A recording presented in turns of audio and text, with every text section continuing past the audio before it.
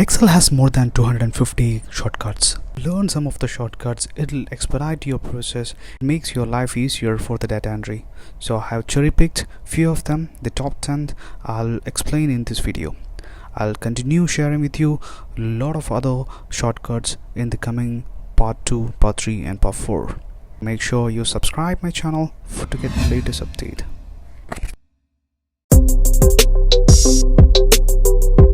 A spreadsheet, and if you want to convert to table, what you used to do is to go to insert and insert table. You can do the same thing by pressing the shortcuts Ctrl N and Ctrl T, then ask for if you have title for your spreadsheet. You click yes because I have the title there, click OK. You can see the spreadsheet has been converted into table. Table has multiple features which we'll discuss in the coming videos. Calculate the sum value. We used to type equal to a sum and then select the cells. Instead of that, you can do it with the shortcuts by pressing Alt and equal sign at the same time. So it automatically selects the cells above and the sum formula inserted automatically. This is very useful trick.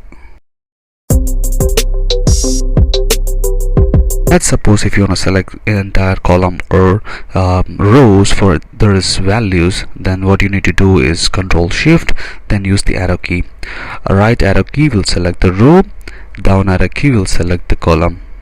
This is useful when if you want to copy and paste the values to another sheet. Use this shortcuts to select any row or column. Imagine you are working on a large file where there are multiple entries and thousands of rows and columns are there.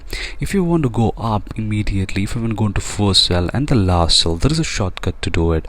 If you press Control Home, it will take you to the first cell of the entry. So you can perform this task by in any of the cells. Like if you are in any of the cell, just press Control Home, it will take you to the first cell of that sheet. Similarly, if you want to go to the end of that table or the sheet or the data, what you need to do is Control End. So if you press on Control End, it will take you to the end of the cell where there is a last entry, last cell.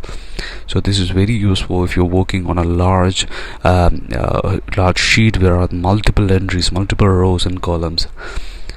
I use this shortcut quite often during my data entry work. Our last shortcut discussed about how we can move to the first cell or the last cell of an Excel sheet. Let's say if you are in column number F, if you're going to go to the end of that cell, end of that column or end of that row, then what is the shortcut for that? For that, what you need to do is to press Control. After that, use the arrow key. If you press the down arrow key, then it will take you to the end of that column. Similarly, if you press Control and then use the right arrow, it will take you to the end of the row, right? And if you want to come back to the first cell, then use the left arrow key to come back. Similarly, if you are on the bottom of the column, then if you want to go up, then press the Control key and press up arrow. So you can toggle around using these shortcuts. This is very useful when working on a large file. There are multiple entries and multiple details are there. Get familiar once used for some time.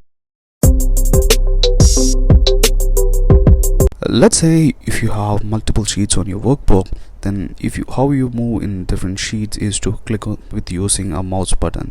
Instead of that, you can use a shortcut to move around. The shortcut is press Control and then use page up and down arrow. The first page, if you want to move to second, then use page down arrow to move next. Right, if you are on the second and then if you want to move up, then page up. Using this shortcut, you can move around your page. Last but not the least, this is a quite interesting shortcut. If you want to go duplicate the above cell value, just click on the next cell and then press Control D. If you press Control D, it will copy the above cell. You can use it to copy any time If you want multiple times the same cell, just drag and select the area along with the cell. After that, you press Ctrl D, then it will be automatically copy and paste. You can, instead of copy paste, you can do this as well. The same thing which you can do the Ctrl D function on all any other cells. Just press Ctrl D below the next cell. Now let's have a look at what happens when we do Ctrl D when there's a table. So for that, I'm inserting a table by Ctrl T. Then after that, just going down the bottom of the table by Control End, and then here if I press Control D, let's see what happens. If I press Control D, then the table also continues from there, right? See here. I hope this video is useful. Please do subscribe my YouTube channel and follow on TikTok. Thank you, and wait for the part 2 and part 3 for more update.